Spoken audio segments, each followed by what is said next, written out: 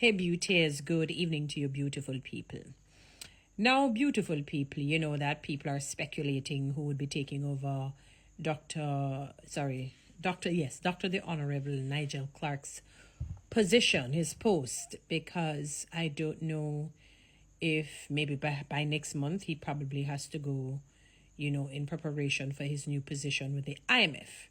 So I know it's not a matter of him leaving like a week before, 2 weeks before. He has to settle in, I'm sure, with his family and get to know the place, get an understanding of what is going to be expected of him, because as you know, he's going to be one of four, I was told, of deputy managing directors for the IMF.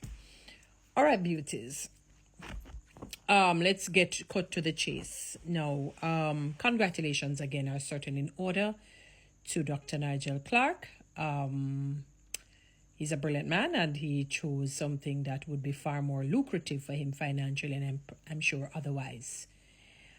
And I heard he's the first Caribbean person, to get such a position in such, in the hemisphere, as in not the Western hemisphere, in Jamaica or Caribbean or something of the sort. So congratulations are certainly in order. Definitely. All right. As it relates to the person that will be appointed and put in his position as Minister of Finance, whomever it may be, they're speculated people. I am not sure of. The only thing that I remember is that some years ago when Audley Shaw was the Minister of Finance, I know that Minister Favour Williams was sort of understudying him. And maybe her background is in accounting and finance. I'm not sure. People have not done the research, but I remember her sort of shadowing him, Audley Shaw and all of that. And perhaps some level of tutelage was given to her through or via Dr. the Honorable Nigel Clark, although she's the Minister of Education.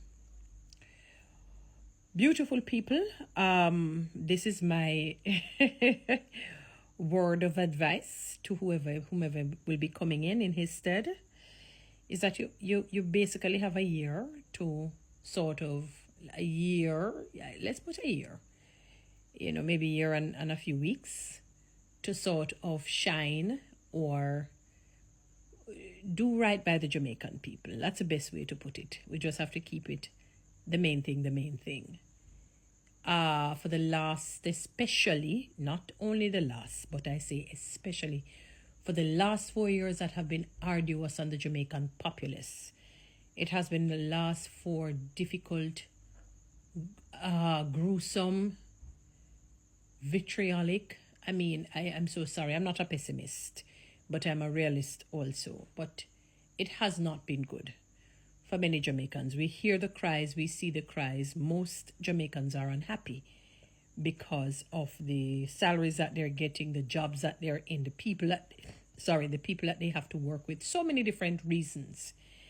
And as a result, and they felt that the ministry has not been a safe haven for them, have not provided aid in which they should have not taking care of the public sector workers in particular in the way that they should have, and so many other complaints we can address here.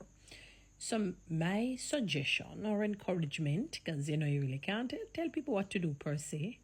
We can only act and exercise our right when time to vote comes, which we will.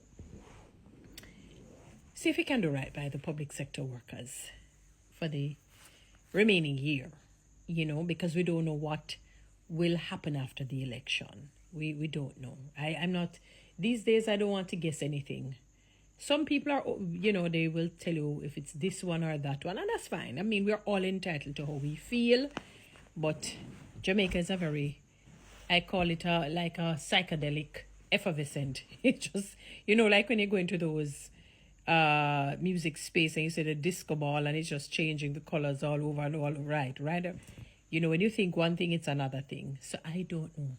Until you hear the last bell ring, so to speak, and I'm not talking as it relates to politics when I say bell, until you hear the last buzzer sound, it's this one or that one or the other one or the other one, I won't call anything I'm not going to do that because anything is possible.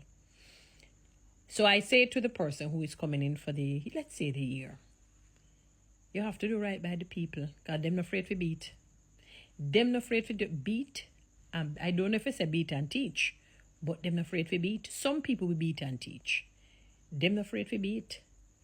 And I can tell you the Jamaican people now take foolishness. Everybody a count down to next year's election. Everyone is counting down. I want you to understand that. It really would be a very sad state of affair to know that you go in for a year and then, for example, you end up on the opposition side. What can I say? It is about what the people will vote for those who will come out and vote. Because we know how people are, for the last few years, people have not been coming out in droves to vote. The percentages dwindle, they dwindle. Because people realize it makes no sense. And people are not united, they're not unified. In other words, people are not healthily protesting against certain things. We're just leaving things as is because we can't bother or you don't want to lose this. Until calamity and disaster hits your doorstep, then we begin to understand. Do right by the people because you really have a year. You don't have much time. You have to get cracking. You have to get cracking. You have to do right by the people. I don't know who they're going to call. I really don't even know the portfolio in terms of the educational background with most politicians. 1 and 2, you'll hear they're lawyers by profession. 1 and 2, I mean, yesterday they mentioned, the educational background of the Honorable Nigel Clark. I think he has his first degree in something to do with math and applied science. The second one, some related subject, and I think the PhD is in numerology or something of the sort I heard them mentioning, but all of them related in the same area as it relates to finance, math, accounting, something of the sort. All of them put in a one bunch of stats, maths, accounting, economics, sorry. I put them in the same category. Little offshoots, but them are the same for me. It's not my area of speciality, so, So whomever it is that will be coming in, you don't have a choice but to do right by the people. I mean, you do have a choice, but you know what will happen if the choice is not doing right by the people. For example, the Jamaica Civil Service Association has been trying to get voice with the Ministry of Finance. Dr. Nigel Clark is no longer, I guess, I don't know what it's made in effect, but I think he resigned. So he's no longer the Minister of Finance, sorry. So I think he has already officially resigned because, yeah, I think so. Don't quote me on it because I don't know how these things go. You're going to hear say, we're not going so. But obviously it wouldn't go through him per se at this juncture, And they have been trying to get voice to do some things that they have posited in terms of the passenger mileage reinstated, to be paid the retro on when the mileage had increased in April 1, 2022 to 2023, to pay out those monies to the civil servants, overtime being paid, some other salary issue, all of them money related. But so you have to get cracking. My advice to the person coming in, go and speak with the president, Mrs. Tisha Clark Griffiths, and other public sector servants, other public sector workers. As again, you only have a year. You cannot bank on it or think that you must go in with the next upcoming election. Because you have to understand that people are restive. They're restive and they're ripe and they're ready to vote, and you don't know where the pendulum will be swinging. So that's my advice to you. You can all either yield or not. You can either take heed or not. What can we say? The only thing we can do is exercise our right to vote, and we shall be voting. We shall be voting. Yes. Again, congratulations to the Honorable Nigel Clark. So, new person, you know what you have to do. We're going to keep it real. Guys, you know what to do. Read TikTok and YouTube. Have a great one.